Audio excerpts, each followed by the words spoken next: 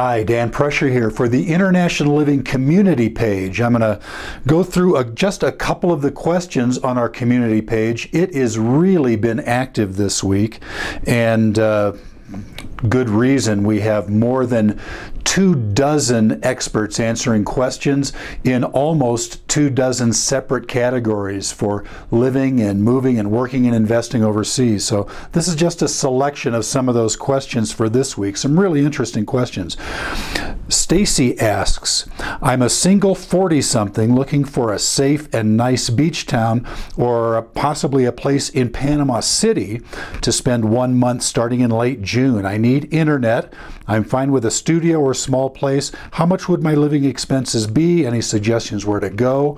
I love the beach, of course, but would enjoy some socializing as well. Any suggestions? Greatly appreciated. Jessica Ramesch, our correspondent in Panama, answers, Hi, Stacy. Panama has the best internet coverage in Latin America, so all of Panama's popular destinations have reliable internet service providers. There are beach towns all over Panama that satisfy your criteria, including beaches in the Pedesí region and Isla Colón, Bocas del Toro town, Bocas del Toro province.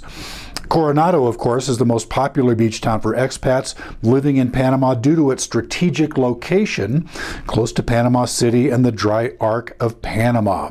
You can read more about these places in a myriad of free articles at www.internationalliving.com/countries/Panama. Decide what appeals to you from there. Nice answer from Jessica Ramesh. Melissa asks, I've been poring over real estate ads for the south of France and see many charming village homes, some renovated, some not. I'm guessing that it may be a pain to find good tradesmen to renovate oneself and that it will take a long time, but I'm up for that challenge and love the idea of getting a start from scratch in terms of decor, layout, etc. Still, is it really possible for an expat with limited language skills, though eager to learn, to undertake such a project? Financially, does it make sense to just find one that's already renovated? Barbara Diggs, our correspondent in France, answers, as one who's undertaken extensive renovations, 4 years worth, of an old house in rural France, I'd recommend that you buy one that needs no or mainly cosmetic renovations if your language skills aren't up to snuff. Unless you have someone you trust, such as an architect, you can act as a go-between and communicate with both you and the workers in your native language. It's probably not worth the headaches. That said, I don't know exactly where you're looking to buy, but it probably won't be too difficult to find good tradesmen. France is full of talented artisans, even in rural areas. Great advice from Barbara Diggs.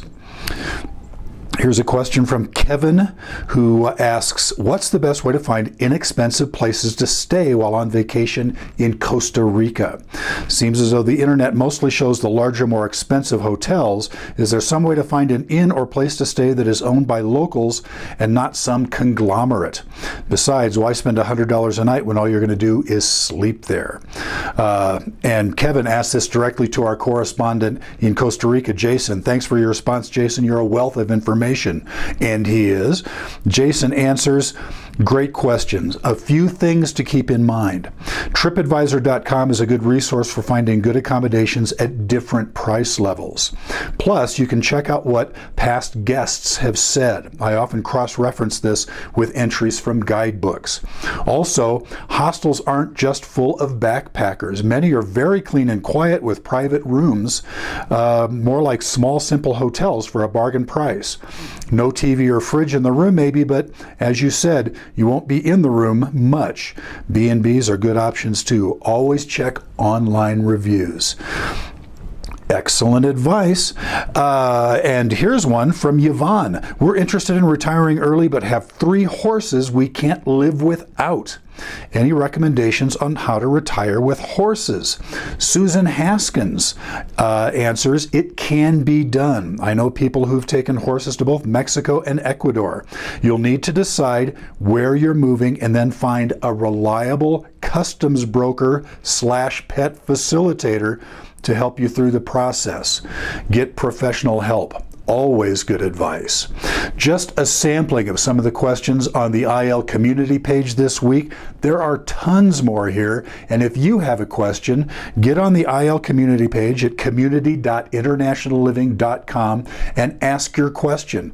We've got more than 24 experts waiting to answer it. Dan Prescher signing off for now. Talk to you next week.